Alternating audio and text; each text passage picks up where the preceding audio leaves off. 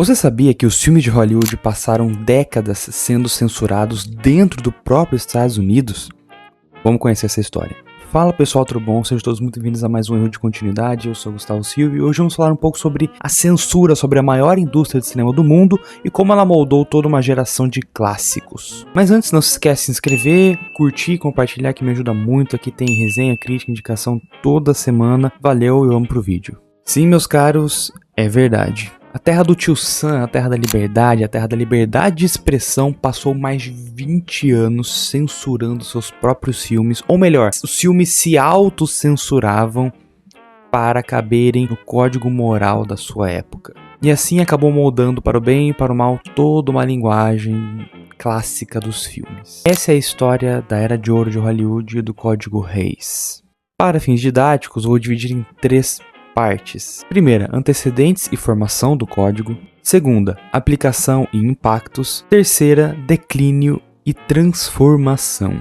Vamos começar. Fica comigo que vai valer a pena. Talvez alguns tenham notado que eu usei o termo autocensura e essa é a forma precisa e correta de explicar o que aconteceu naquela época. Mas sei que pode soar estranho aos ouvidos de alguns, porque qual seria a razão de Hollywood se autocensurar? Bom, durante os anos 20 houve uma explosão do cinema de Hollywood, e com isso também começaram a surgir os primeiros escândalos associados às suas estrelas recém-formadas. Para citar o caso mais criminoso e triste da época, temos a atriz Virginia Rape, que foi estuprada e assassinada pelo ator e produtor Fatty Arbuckle. Isso ajudou a levantar questões sobre a moral das pessoas que estavam envolvidas em Hollywood e como essa moral respingaria em seus filmes. Em consequência, como essa moral entraria na mente das pessoas que estão consumindo esses filmes. Pra você lembrar como foi Hollywood nos anos 20, claro que não é uma história real, né? Mas o filme Babilônia retrata um pouco do clima da época que se tinha em volta de Hollywood, pra você ver como que era louco aquele momento. Alguns grupos começaram a pressionar as produtoras em Hollywood, não só grupos religiosos propriamente ditos, mas políticos, entidades civis, ou seja, a opinião pública de uma forma geral. Acresce o fato que em 1915 a Suprema Corte dos Estados Unidos, que é o STF deles, decidiu que o cinema não estava incluso na primeira emenda. O que isso significa? A primeira emenda é a emenda que garante a liberdade de expressão. Então, se o cinema não estava incluso nela, filmes poderiam ser censurados.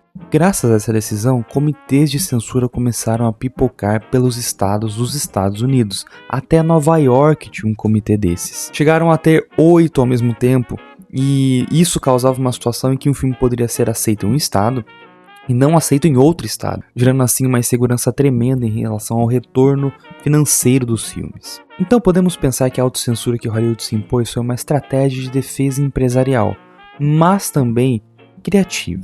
Pense comigo, se eles têm o próprio código, se eles se dão as próprias regras, se são aceitas em todos os estados, eles evitam que os estados escolham como os filmes serão feitos. É perfeito?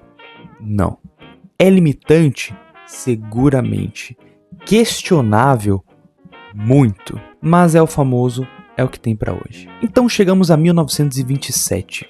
Esse advogado puritano, o Hays, sim, o mesmo que dá nome ao código, já havia trabalhado com os estúdios para proteger os estúdios de ataques externos.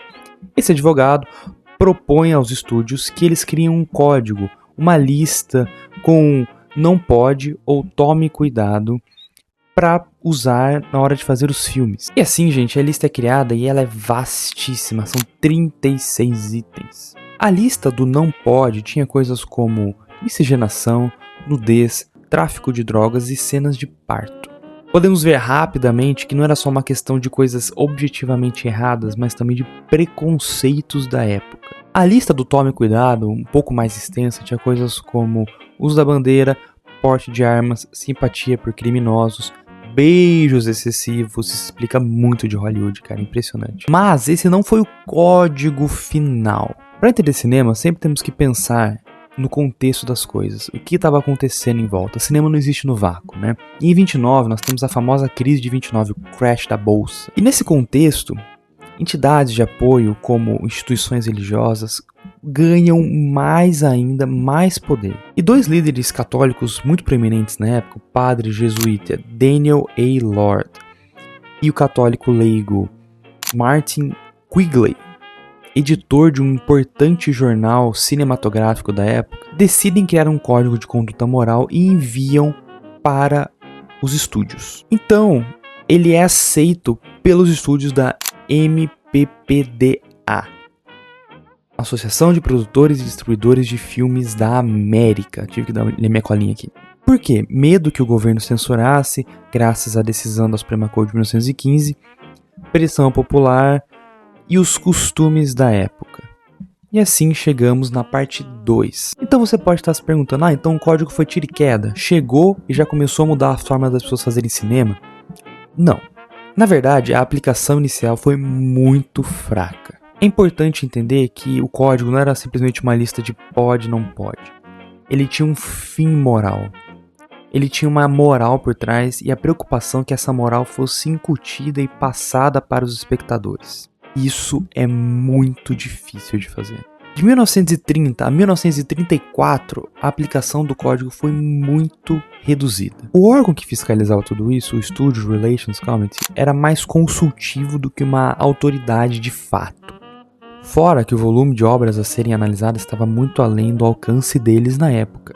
Junto isso, acresce uma questão monetária, sempre o dinheiro. Apesar de certos setores torcerem o nariz, a famosa máxima era verdade já naquela época.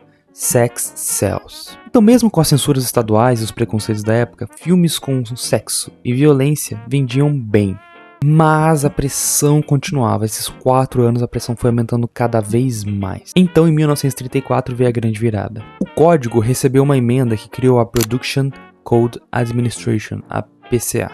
E a partir de 1º de julho de 1934, todos os filmes tinham que ter o código da PCA para serem distribuídos.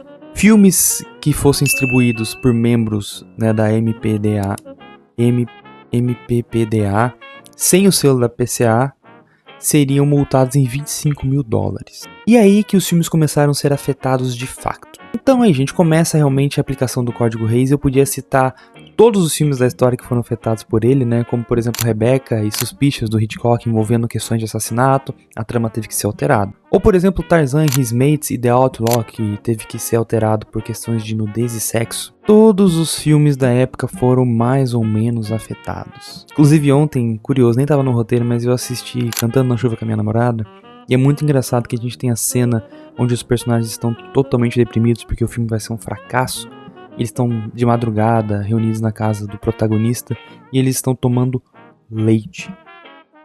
Gente, isso aí é o código. Mas também gostaria de citar 2 casos muito famosos, que é o Casablanca, do Michael Curtiz, e Notorious, do Hitchcock. Todo mundo conhece o final de Casablanca, belíssimo, inspirador, encantador, etc. Mas aquele final só existiu por causa do código. Como um relacionamento adúltero não poderia existir dentro do código, Rick e Ilsa têm que se separar no final, apesar de qualquer sentimento que eles tenham. E assim os nossos queridos ficam apenas com Paris. E em Notorious, que tem uma das cenas de beijos mais linda, mais encantadora da história do cinema, também só existiu por causa do código. Não podiam haver cenas de beijo com mais de 3 segundos, então Hitchcock, em toda a sua genialidade, vai lá, pega o Cary Grant e a Ingrid Bergman e faz eles se beijarem, ou melhor, darem beijinhos por 3 minutos seguidos. E antes que alguém fique confuso, não falo isso para enaltecer o código, só falo para mostrar que os grandes diretores conseguiam tirar o melhor das situações limitadas que eles se encontravam.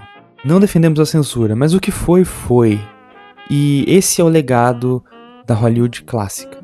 Por isso, meus caras, se você veste um filme daquela época, os filmes são cheios de insinuações e olhares e aquelas coisas intensas. Por quê? Porque tudo tinha que ficar meio velado, eles não podiam mostrar abertamente.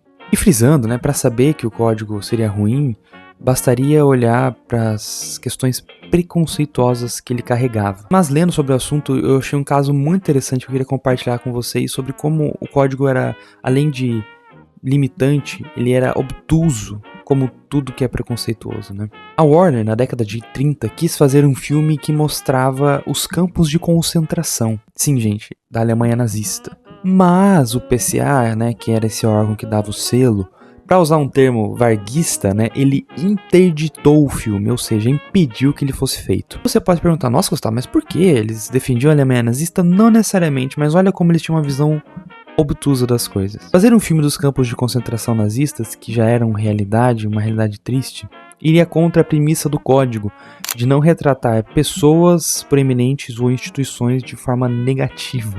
Isso serve para mostrar que também que quando você controla o que pode ser visto, você controla o que pode ser discutido.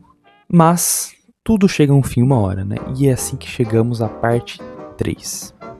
O código começa lentamente a morrer. Ele sofre ataques internos e externos, mas são 4 forças proeminentes que levam o código a ser minado lentamente. O primeiro é a televisão. Nos anos 50 há uma explosão da televisão e você tem que competir com uma coisa que está dentro da casa das pessoas e um entretenimento barato de ser feito. O segundo seria o cinema estrangeiro. Vocês podem pensar na Europa, por exemplo, que não tinha tantas regras rígidas de produção e tinham feito filmes excelentes durante aquela década, e esses filmes estavam chegando nos Estados Unidos e eram concorrência aos filmes americanos. Terceiro, temos a mudança de entendimento da lei. Lembra aquela de 1915 da Suprema Corte, da primeira emenda, etc? Então, em 52 eles mudam o entendimento e enquadram o cinema dentro da primeira emenda, ou seja, ele não podia mais ser censurado. De fantasma da censura que criou a autocensura não existia mais. E quarto, mas não menos importante, temos uma virada cultural muito forte nos Estados Unidos na década de 50. Só vocês pensarem que nos anos 50 começa a surgir a luta do movimento pelos direitos civis, e nos anos 60, por exemplo, o movimento hippie. Mas só pensar que em 56 o código começou a abrir para permitir coisas como miscigenação em tela, mas também adultério e prostituição. Tudo isso enfraqueceu o código, mas ainda haveriam coisas dentro da própria Hollywood que iriam contra ele. Houve alguns filmes dentro de Hollywood que foram marcos para a queda do código. Tentem pensar na cronologia. Em 1959, Billy Wilder, gênio, lança Quanto Mais Quente Melhor com Marilyn Monroe. O filme não recebeu aprovação da PCA por questões de travestismo, mas mesmo assim ele foi lançado e foi um sucesso estrondoso de bilheteria. Em 1960 já temos filmes como Psicose do Hitchcock, que traz violência e assassinato em tela. Em 1964, The Palm Breaker foi lançado mesmo com cenas de nudez, apesar de a contragosto, mas foi lançado. Em 1966, pela primeira vez um estúdio pertencente à MPDAA lançou um filme sem autorização do PCA. No caso, o filme foi Blow Up, que tinha nudez frontal feminina. E aí meio que já era, né, galera? Não tinha o que fazer. O código era meio que o grande e poderoso Oz, sabe? Só tem poder enquanto as pessoas acham que ele tem poder.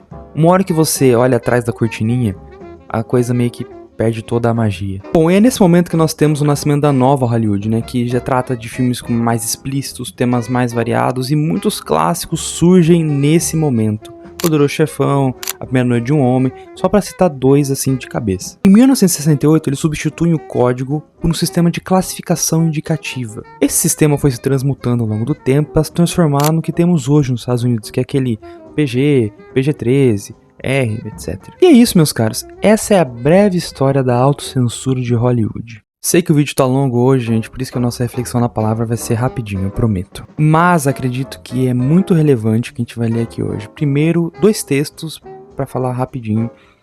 Colossenses 4:5, depois Efésios 12. Colossenses 4:5-6 diz assim: Sejam sábios no modo de agir com os que são de fora, e aproveitem bem o tempo. Que a palavra dita por vocês seja sempre agradável, temperada com sal, para que saibam como devem responder a cada um.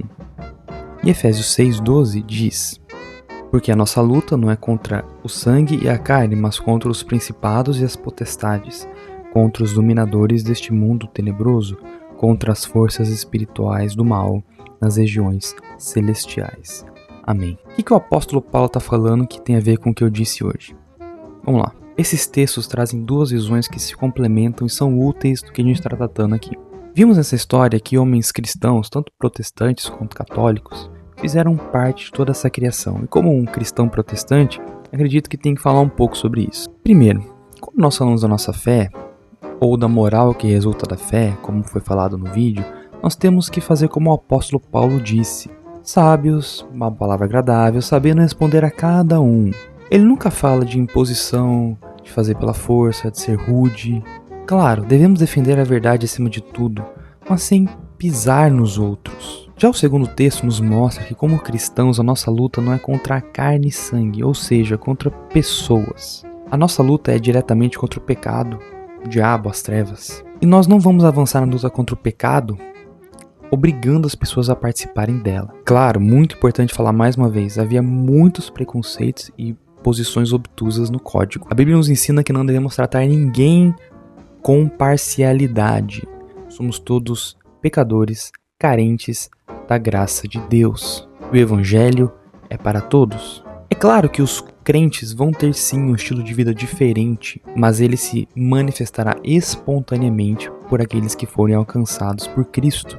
O que muda a moral das pessoas é graça de Deus, não leis feitas por mãos humanas. E talvez você que está me ouvindo tenha sofrido na mão de homens que diziam defender o Evangelho, mas defendiam apenas seus interesses. Mas você tem uma coisa muito importante a dizer. Deus e a salvação em Jesus e a vida no Evangelho são muito maiores do que isso. Não viva em pecado, afastado de Deus, só porque homens maus dificultaram o seu caminho. Deus é gracioso para sarar todas as suas dores. Jesus morreu e ressuscitou para você ter comunhão com Ele na terra e vida com Ele após a morte. Vá para os braços do Pai, que está sempre pronto a receber seus filhos, não importa o que eles tenham feito antes, desde que eles se arrependam e mudem de coração aberto e por vontade própria. Bom, pessoal, é isso. Espero que vocês tenham gostado. Mais uma vez peço vocês se inscreverem, compartilharem, curtirem. Deem suas opiniões aí sobre o código, sobre os filmes da época, que eu adoro os filmes, tá? Apesar do código, eu adoro os filmes, são muito bons. Mas é isso. Valeu, até a próxima. Fique com Deus e tchau, tchau.